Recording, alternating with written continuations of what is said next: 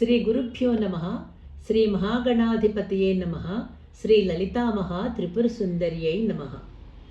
మనం శ్రీ శంకర భగవత్పాదులు రచించిన కళ్యాణ వృష్టి మహాస్తవంలోని 15 శ్లోకాలకు అర్థాలు గ్రహించాము కదా. ఇప్పుడు ఎంతో ఆర్తితో భక్తితో అమ్మ పాదాలకు నమస్కరిస్తూ ఈ స్తోత్రాన్ని పఠించి జగజ్జనని కరుణా కటాక్షాలకు పాత్రులమవుదాం. అమ్మవారి బీజాక్షరాలు నిక్షిప్తం చేయబడిన ఈ మహాస్తోత్ర పారాయణం చేసి అమ్మ కురిపించే సకల శుభాలను పొందుదాం. కళ్యాణ వృష్టిభిరివామృతపూరితాభిః లక్ష్మీ స్వయంవరణ మంగళ దీపికాభిః సేవాభిరంభ తవ పాద సరోజమూలే నాకారి కిం మనసి భాగ్యవతాం జనానాం ఏతావదేవ జనని స్పృహణీయమాస్తే త్వద్వందనేషు సలిలస్థగితే చ నేత్రే సాన్నిధ్యముద్యదరుణాయుత సోదరస్య త్వద్విగ్రహస్య పరయా సుధయాప్లుతస్య ఈశత్వనామ కలుషాః కతివాన సంతి బ్రహ్మాదయ ప్రతిభవం ప్రళయాభిభూతాః ఏకస్స ఏవ జనని స్థిరసిద్ధిరాస్తే యః పాదయోస్తవ సకృత్ ప్రణతిం కరోతి లబ్ధ్వా సకృత్ త్రిపుర సుందరితావకీనాం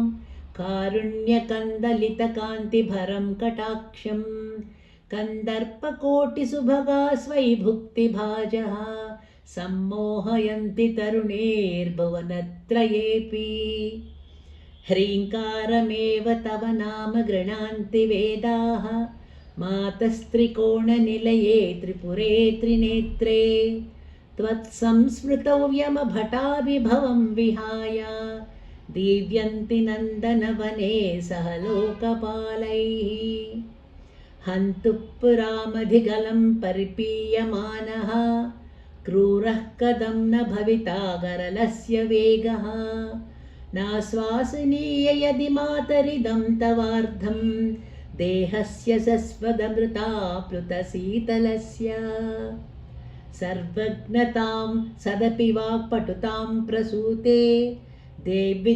త్వదంఘ్రిసరసీర్హయో ప్రణామః కించత్ స్ఫురన్మకుటముజ్వలమాతపత్రం ద్వే చామరే చ మహతీం వసుధాం దదాతి కల్పద్రుమైరభిమత ప్రతిపాదనేషు కారుణ్యవారధిభిరంబ భవత్కటాక్షై ఆలోకయత్ త్రిపుర సుందరి మామనాథం త్వయ్యేవ భక్తిభరితం త్వయి బద్ధతృష్ణం హంతేతరేష్వపి మనాంసి నిధాయ చాన్యే భక్తిం వహంతి కిల పామరదైవతేషు త్వామేవ దేవి మనసా మననుస్మరామి త్వామేవ నౌమి శరణం జనని త్వమేవ లక్ష్యేషు సత్వపి కటాక్ష నిరీక్షణానాం ఆలోకయత్ త్రిపుర సుందరి మాం కదాచిత్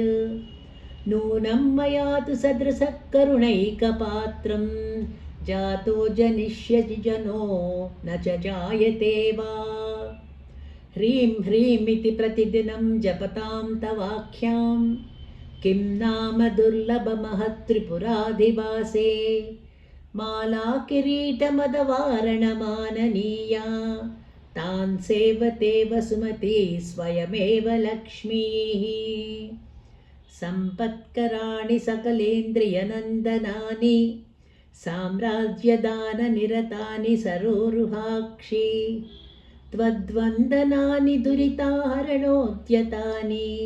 మామేవ మాతరనిశం కలయంతు నాన్యత్ కల్పోపసంహృతిషు కల్పితతాండవస్య దేవస్య ఖండపరశో పరభైరవస్య పాశాంకుశైక్షవశరాసన పుష్పబాణా సా సాక్షిణీ విజయతే తవ మూర్తిరేకా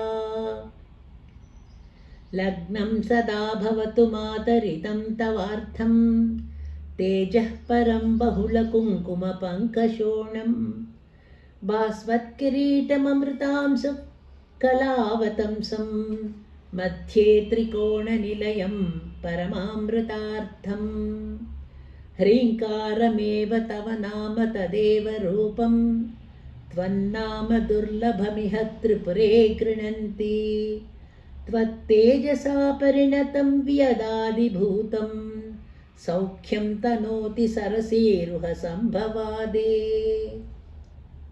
ह्रीङ्कारत्रयसम्पुटेन महता मन्त्रेण सन्दीपितं स्तोत्रं यः प्रतिवासरं तव पुरोमादर्ज जपेन्मन्त्रवित् तस्य क्षोणिभुजो भवन्ति वशगा लक्ष्मी चिरस्थायिनी वाणी निर्मलसूक्तिभारभरिता जागर्ति दीर्घं वयः। ॐ शान्ति शान्ति शान्तिः। श्रीमात्रे नमः।